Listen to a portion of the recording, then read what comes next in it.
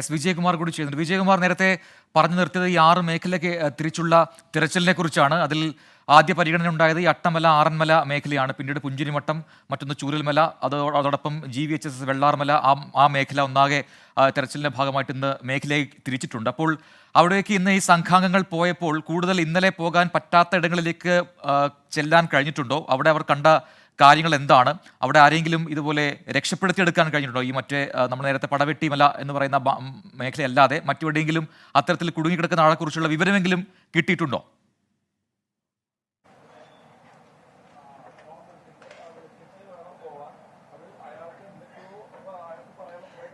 പ്രജിൻ, ഈ പടവെട്ടിമല യഥാർത്ഥത്തിൽ നമ്മളിന്ന് രാവിലെ മുതൽ ആ ഭാഗത്തുണ്ടായിരുന്നു. അത് പടവെട്ടിമലയുടെ താഴ്വരയിലാണ് യഥാർത്ഥത്തിൽ ഈ ദുരന്തം ഉണ്ടായിരിക്കുന്നത്, ഈ ഉരുൾപൊട്ടൽ എത്തിയിരിക്കുന്നത്. പടവെട്ടിമലയിലേക്ക് ഉരുൾപൊട്ടൽ എത്തിയിട്ടില്ല. പടവെട്ടിമലയുടെ ഒരു ഭാഗമാണ് ഈ പുഞ്ചിരിമട്ട് എന്ന് പറയുന്ന അതിൻ്റെ പ്രഭവ കേന്ദ്രം, അതിൻ്റെ മറുഭാഗമാണ്. പക്ഷേ വെള്ളം ഒഴുകിയത് വേറൊരു സൈഡിലൂടെയാണ്. അവിടെ ഒരു കുടുംബം ഒറ്റപ്പെട്ടു എന്നത് മാത്രമേ ഉണ്ടായിരുന്നുള്ളൂ. അവർ ഒറ്റപ്പെടാൻ കാരണം വെച്ചാൽ അവരൊരു ഹോം സ്റ്റേ നടത്തുന്നതാണ്. അവരുടെ വീട്ടിൽ ധാരാളം പശു, അതുപോലെ ആട്, വളർത്തുമൃഗങ്ങൾ, കോഴിയൊക്കെ ഉണ്ടായിരുന്നു. അപ്പോൾ അതിനെയൊക്കെ ഉപേക്ഷിച്ച് അവർക്ക് പോകേണ്ടതില്ലെന്ന് കരുതി അവർ അവിടെ തുടർന്നതാണ്. പക്ഷേ അവർക്ക് ഇപ്പോഴും ചുറ്റുപാടുമുള്ളവരൊക്കെ മാറി. അതുകൊണ്ട് അവർക്ക് ഒരു ആത്മവിശ്വാസം നഷ്ടപ്പെട്ടപ്പോൾ ആ ഹോം സ്റ്റേ ഉടമ, ബ്രൂക്ക് എന്നാണ് ഹോം സ്റ്റേയുടെ പേര്, അതിൻ്റെ ഉടമയും ഭാര്യയും 2 മക്കളും അവർ ഒരു ബന്ധുവിനോട് സഹായം അഭ്യർത്ഥിക്കുകയും ആ ബന്ധു അവരെ അവിടെ നിന്ന് ബന്ധുവിൻ്റെ നൽകിയ നിർദ്ദേശപ്രകാരം ഫയർഫോഴ്സ് എത്തി അവരെ മാറ്റുകയും ചെയ്തു. അവർക്ക് മറ്റു പ്രശ്നങ്ങളൊന്നുമില്ല. പക്ഷെ നമ്മൾ കണ്ട ഏറ്റവും ഭയപ്പെടുത്തുന്ന കാഴ്ച ഈ പടവെട്ടി മലയുടെ താഴ്വാരത്താണ്. അതിന് താഴ്വശത്ത് കുറേ വീടുകൾ അടുത്തടുത്തുണ്ടായിരുന്നു. നമ്മൾ പണ്ടൊക്കെ കോളനികൾ എന്ന് പറയും, ഇപ്പം കോളനി എന്ന് പ്രയോഗിക്കുന്നത് അങ്ങനെ പ്രയോഗമില്ലാത്തത് കൊണ്ട് അത് പറയുന്നില്ല. പക്ഷേ അങ്ങനെയുള്ള വീടുകൾ ധാരാളമായി ഉണ്ടായിരുന്ന ഒരു സ്ഥലമാണ്. അവിടെ ഒരു 15-20 വീടുകൾ ഒരുമിച്ച് ഒരു പ്രദേശത്തുണ്ടായിരുന്നു. കൃത്യം ആ സ്ഥലത്തേക്കാണ് ഈ മുണ്ടക്കൈ മേഖലയിൽ നിന്നും അതിന് മുകളിൽ പുഞ്ചിരിമട്ടിൽ നിന്നും വെള്ളം കുത്തി ഒഴുകി വന്നത്. അതൊരു ചുഴി പോലെ അവിടെ 2 തവണ കറങ്ങി ആ പ്രദേശത്തെ മുഴുവൻ ഇല്ലാതാക്കി. ഒരുപക്ഷെ അതിൻ്റെ ദൃശ്യങ്ങൾ നമ്മൾ രാവിലെ വളരെ വിശദമായി തന്നെ നൽകിയതാണ്. അത് കറങ്ങി ആ പ്രദേശത്തെ മുഴുവൻ തവിട് പൊടിയാക്കി എന്ന് പറഞ്ഞാൽ അക്ഷരാർത്ഥത്തിൽ അതായിരിക്കും ശരി. അവിടെ ഒറ്റ വീടില്ല. ബാക്കി വീടില്ല എന്ന് തന്നെയല്ല, വീടിരുന്ന ഭാഗത്ത് വെറും വീടിൻ്റെ തറ മാത്രമാണുള്ളത്. അതുകൊണ്ട് ആ പ്രദേശത്തെ മുഴുവൻ തകർത്ത് തരിപ്പണമാക്കി പൊടി പോലും ഇല്ലാതാക്കിയാണ് ആ ഉരുൾ പൊട്ടി ഒഴുകിയത്.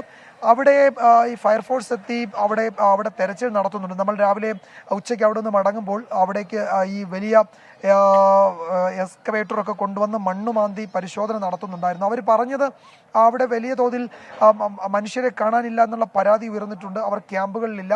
അപ്പോൾ അതുകൊണ്ട് അവിടേക്ക് അവർ തെരച്ചിലിന് പോവുകയാണെന്ന് അറിയിച്ചിരുന്നു. ആ തെരച്ചിൽ ഇപ്പോഴും തുടരുകയാണ്. അവിടെ നിന്ന് എന്തെങ്കിലും കിട്ടിയതായ വിവരമില്ല. അവിടെ ഫയർഫോഴ്സ് ഉദ്യോഗസ്ഥരെ നമ്മൾ അല്പസമയം മുമ്പ് വിളിച്ചിരുന്നു. അവിടെ തെരച്ചിൽ തുടരുന്നുണ്ട്.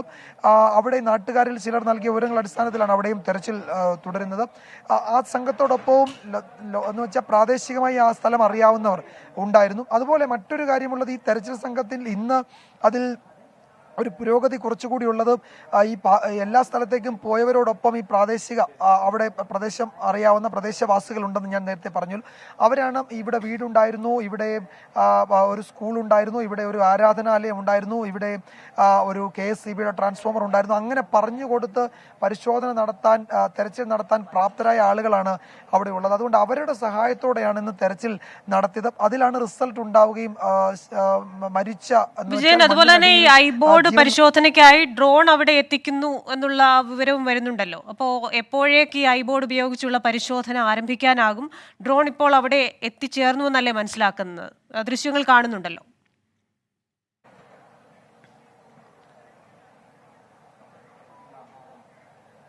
ഈ ഐബോർഡ് പരിശോധന, അതായത് ഈ ഭൂമിക്കടിയിൽ മനുഷ്യരുടെ സാന്നിധ്യം കണ്ടെത്താനുള്ള തെർമൽ സ്കാൻ നടത്താൻ ശേഷിയുള്ള ഡ്രോൺ ഇന്ന് അല്പസമയം മുമ്പാണ് ഇവിടെ എത്തിച്ചത്. ഞാൻ കരുതുന്നത് അതിൻ്റെ ദൃശ്യങ്ങൾ പ്രേക്ഷകർക്ക് അല്പസമയത്തിനകം കാണാൻ കഴിയുമെന്നാണ്. ഇതാണ് ആ ദൃശ്യങ്ങൾ. ഇത് ഏതാനും മിനിറ്റുകൾക്ക് മുമ്പാണ് ഇവിടെ ചൂരൽമലയിൽ എത്തിച്ചത്. അവിടെ റിട്ടയർഡ് മേജർ ജനറൽ ഇന്ദ്രബാലന്റെ സംഘം തന്നെയാണ് പരിശോധനയ്ക്ക് നേതൃത്വം നൽകുക എന്നാണ് ഞാൻ മനസ്സിലാക്കുന്നത്. അദ്ദേഹം ഇവിടെ എത്തിയിരുന്നു, ഡൽഹിക്ക് വീണ്ടും മടങ്ങിയിട്ടുണ്ട്. ഇന്നും മറ്റന്നോ നാളെയോ അദ്ദേഹത്തിന്റെ ദൗത്യം ഇവിടെ തുടങ്ങുമെന്നാണ് നേരത്തെ സംസാരിച്ചപ്പോൾ പറഞ്ഞത്. അത് ഈ എക്യുപ്മെന്റ് ഇവിടേക്ക് എത്തുന്നു എന്ന് അദ്ദേഹം പറഞ്ഞു. അതാണ് നമ്മൾ ദൃശ്യങ്ങളിൽ കണ്ടത്. അത് നേരെ ഇപ്പോൾ പോയിരിക്കുന്നത് വെള്ളാർമല സ്കൂളിന് സമീപത്തേക്കാണ്. അവിടെയാണ് ആളുകൾ മറ്റു തരത്തിൽ നേരത്തെ കുടുങ്ങിയിട്ടുണ്ട് എന്ന വിവരം വന്നത്. ആ സ്ഥലത്തൊക്കെ ക്രിസ്റ്റീന പ്രജിൻ നമുക്ക് പറയുന്നതിൽ ബുദ്ധിമുട്ടുണ്ട്. വലിയ ദുർഗന്ധം പല സ്ഥലത്തുമുണ്ട്. അത് ഭൂമിക്കടിയിൽ നിന്നാണ്. അവിടെ ഇന്ന് ഈ ആർമിയുടെയും അതുപോലെ തന്നെ പോലീസിന്റെയും ഒക്കെ ഈ കടാവർ പരിശോധന നടത്തുന്ന ട്രെയിൻഡായ ഡോഗ് അവിടെ എത്തിയിരുന്നു. അത് തുടർച്ചയായി ആ മേഖലകളിൽ നിർത്താതെ അത് കുരയ്ക്കുന്നുണ്ടായിരുന്നു. അവിടെ ഞാൻ പോരുന്ന സമയത്ത് അവിടെ പരിശോധന നടത്തുകയും 2 മൃതദേഹങ്ങൾ ഏറെക്കുറെ ജീർണിച്ച നിലയിൽ അവിടെ നിന്ന് കണ്ടെത്തുകയും ചെയ്തിരുന്നു. അതിന് മുകളിലും അതിന് സമാന സാഹചര്യമുണ്ട്. അവിടേക്കും ഈ എക്യുപ്മെന്റ്സും ഈ കൂടുതൽ മണ്ണുമാന്തി യന്ത്രങ്ങൾ പോയിട്ടുണ്ട്. അപ്പോൾ ആ മേഖലയിലാണ് ഒരുപക്ഷെ ഈ തെർമൽ സ്കാൻ തുടങ്ങുക എന്നാണ് ഞാൻ കരുതുന്നത്. അവിടേക്കാണ് ഇപ്പോഴത് പോയിരിക്കുന്നത്. വെള്ളാർമലയിലേക്കാണ് പോയിരിക്കുന്നത്. ഇവിടെ മറ്റു മേഖല, അതായത് മറ്റുള്ളിടത്തേക്ക് അത് കൊണ്ടുപോകുന്നത് എപ്പോഴായിരിക്കും? നാളെ ആയിരിക്കും ചൂരൽമല അടക്കം മുണ്ടക്കൈ അടക്കമുള്ള മേഖലകളിലേക്ക് പരിശോധന ആ സംഘം പോവുക എന്നാണ് ഞാൻ കരുതുന്നത്. ഇന്ന് ഇതുവരെ മഴ പെയ്തുവെങ്കിലും കാര്യമായി പ്രതിസന്ധി ഉണ്ടാക്കുന്ന തരത്തിൽ മഴ പെയ്തിരുന്നില്ല. അതുകൊണ്ട് തെരച്ചിൽ ഏറെക്കുറെ നന്നായി ഇതുവരെ നടത്താൻ കഴിഞ്ഞു. മുണ്ടക്കൈ മേഖലയിലേക്കൊക്കെ പോയ മനുഷ്യര്, രക്ഷാപ്രവർത്തകർ ഇപ്പോൾ അതിന്റെ ആദ്യ സംഘം 6 മണിക്കൊക്കെ പോയതാണ്. അവർ ഇപ്പോൾ തിരികെ വരുന്നുണ്ട്. അവർ ഈ ആർമിയുടെ ബൈലി പാലത്തിലൂടെ വരുന്ന ദൃശ്യങ്ങൾ ആണ് പ്രേക്ഷകർ കാണുന്നത്. JCB അതുപോലെ മണ്ണുമാന്തി യന്ത്രങ്ങളൊക്കെ ഇവിടേക്ക് തിരികെ വരുന്നുണ്ട്. അതിന്റെ ദൃശ്യങ്ങളും കാണാം. പാലത്തിലൂടെ യാത്ര സുഗമമായതോടെ കൂടുതൽ രക്ഷാപ്രവർത്തകർക്ക്, അതുപോലെ ആംബുലൻസുകൾ, വൈദ്യസഹായത്തിനുള്ള മെഡിക്കൽ സംഘങ്ങൾ, അതുപോലെ ഭക്ഷ്യവസ്തുക്കൾ കൊണ്ടുപോകാനൊക്കെ പറ്റുന്ന തരത്തിലേക്ക് അവിടെ ഗതാഗത സൗകര്യം മെച്ചപ്പെട്ടിട്ടുണ്ട് എന്നത് ഒരുതരം ആശ്വാസമാണ് ഈ ദുരന്ത ഭൂമിയിൽ നിൽക്കുമ്പോൾ നമ്മൾ കാണുന്നത്. എന്തായാലും ഇന്നത്തെ തെരച്ചിൽ ഏറെക്കുറെ അവസാനിപ്പിക്കാറായി. എന്ന് വെച്ചാൽ ഞാൻ പറഞ്ഞത്, ഇവിടെ പ്രദേശവാസികൾ അവിടെ പോയൊരു മടങ്ങി വന്നിട്ടുണ്ട്. അതുകൊണ്ട് തെരച്ചിൽ ഇനി അധിക സമയം നീണ്ടുപോയേക്കില്ല. വൈകുന്നേരമായാലും ഇത്തരം സ്ഥലങ്ങളിൽ തെരച്ചിൽ അത്ര എളുപ്പമാവില്ല. ദുഷ്കരമാണ്. കാരണം ഈ മണ്ണിടിഞ്ഞു നിൽക്കുന്ന സ്ഥലങ്ങളാണ്. അപ്പോൾ പകൽ വെളിച്ചത്തിൽ നടക്കുന്നത് പോലെ വെളിച്ചം മങ്ങിയാൽ ആ മേഖലയിൽ തുടരുകയും അത്ര റിസ്ക് ആയിരിക്കും. അതുകൊണ്ട് തെരച്ചിൽ സംഘത്തെ തിരികെ വിളിക്കാൻ സാധ്യതയുണ്ട്. ഇന്ന് പുഴയിലെ ഒഴുക്കിന്റെ ശക്തിയും കുറഞ്ഞിട്ടുണ്ട്. പുഴ കുറെ കൂടി അതിന്റെ പഴയ വഴിയിലൂടെ ഒഴുക്കാൻ ഒരു ശ്രമം നടത്തുന്നുണ്ട്. അതിന് നേരത്തെ ആ പുഴ നിറഞ്ഞൊഴുകുകയായിരുന്നു. ഇപ്പോഴത് പഴയ വഴിയിലൂടെ ഒഴുക്കാൻ ഈ കല്ലൊക്കെ മാറ്റി അതിന്റെ പണ്ടുണ്ടായിരുന്ന പുഴ എന്ന മട്ടിലേക്ക് ഒഴുക്കുന്നുണ്ട്. പക്ഷെ അപ്പോഴും അത് 2-3 തിരിഞ്ഞാണ് ഇപ്പോഴും പോകുന്നത്. അതിനെ ഒറ്റ സ്ട്രീമാക്കി മാറ്റുക എന്നത് അസാധ്യമായിരിക്കും. അതിനിപ്പോൾ ഈ സ്കൂളിന്റെ വെള്ളാർമല VHSCയുടെ മുന്നിലൂടെ ആ പുഴ ഒഴുകുന്നത് അത് ആ തേയില എസ്റ്റേറ്റിനൊക്കെ സമീപത്തുകൂടിയായിരുന്നു. പക്ഷെ ഇപ്പോഴത് നടുക്കൂടെ ഒഴുകുന്നുണ്ട്. ഒപ്പം ആ സ്കൂളിന്റെ അകത്തുകൂടെ, സ്കൂൾ മുറികൾ, ക്ലാസ് റൂമുകളിലൂടെ ഒക്കെ ഒഴുകുന്നുണ്ട്. അതിനി പഴയ നിലയിലേക്ക് എങ്ങനെ കൊണ്ടുവരാൻ കഴിയുമെന്നറിയില്ല. സ്കൂള് ഒരു കോൺക്രീറ്റ് അസ്ഥിപഞ്ജരം എന്നൊക്കെ നമുക്ക് പറയാവുന്ന തരത്തിലാണ്. പലയിടത്തും ഇടിഞ്ഞ് താണൊക്കെ കിടക്കുകയാണ്. ആ സ്കൂളിനെ പഴയ സ്കൂളിലാക്കി മാറ്റിയെടുക്കണമെങ്കിൽ എനിക്ക് തോന്നുന്നത് വലിയ ഭഗീരഥ പ്രയത്നം തന്നെ അവിടെ നടത്തേണ്ടി വരും. ആ സ്കൂളിലെ കുട്ടികളും പലരെയും കാണാനില്ല എന്ന സങ്കട വാർത്ത ഉണ്ട്. നേരത്തെ വിദ്യാഭ്യാസ മന്ത്രി അത് പറയുകയും ചെയ്തിരുന്നു. ഇവിടെ പല സ്കൂളുകളിലും കുട്ടികളെ കാണുന്നില്ല എന്ന വിവരം വരുന്നുണ്ട്.